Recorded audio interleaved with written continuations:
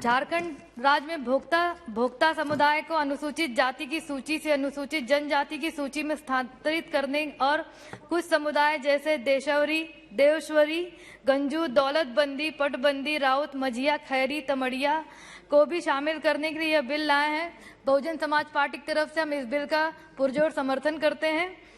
हम सभी जानते हैं कि अनुसूचित जाति अनुसूचित जनजाति की श्रेणी में किसी भी जाति को शामिल करने का जो उद्देश्य है वह उस जाति की आर्थिक और सामाजिक शैक्षणिक विकास करने के लिए इस क्रम में इस बात का भी ध्यान रखा जाता है कि उक्त जाति को आर्थिक विकास के लिए सरकार ने अपनी तरफ से जो सरकारी नौकरियों में आरक्षण का प्रावधान दिया है उस जाति के सदस्यों को उसको नौकरी और आर्थिक सहायता मिले, इस पर पूरी तरह से जोर दिया जाना चाहिए। भोक्ता समुदाय के लोग लंबे अरसे से अनुसूचित जाति से अनुसूचित जनजाति में शामिल करने की मांग करते चले आ रहे हैं। इसके लिए उन्होंने आंदोलन भी कई सारे किए हैं। ये समुदाय अधिकांश घने जंगलों और पहाड़ों में बसने के कारण अपने सामाजिक, शैक्षणिक एवं राजनीतिक विकास से कोसों दूर है, जिसके कारण अपनी मूलभूत सुविधाएं एवं अधिकारों से वंचित है और इसलिए अभी तक इनका विकास नहीं हो पाया है।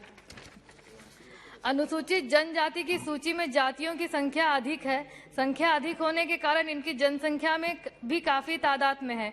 आरक्षण के साथ साथ एससी की तुलना में एसटी के लिए अधिक कल्याणकारी और विकास की योजनाएं केंद्र सरकार द्वारा लाई जाती हैं और बजट 2022-23 में भी 12% अधिक बजट इसके लिए दिया गया है।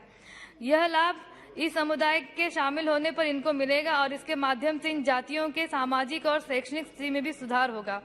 इस जनजाति वर्ग के लोगों के विकास के लिए सबसे महत्वपूर्ण है कि उनकी शिक्षा कायदे से हो। जब तक इस वर्ग के लोगों को शिक्षित नहीं किया जाएगा तब तक इस समाज का विकास होना नामुमकिन है।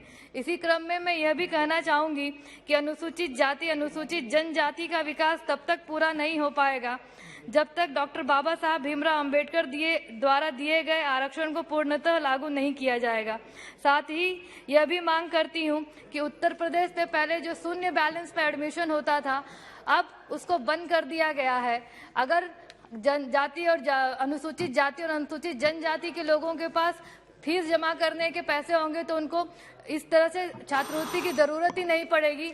अध्यक्ष जी, मैं मांग करती हूँ कि जिस तरह पहले से जीरो बैलेंस पे एडमिशन होता था उस तरह से फिर से एडमिशन हो और लोगों अनुसूचित जाति अनुसूचित जनजाति के लोगों को शिक्षा प्रदान करके अच्छी छात्रवृत्ति दी जाए। धन्यवाद। श्री विद्युत वरण महतो जी।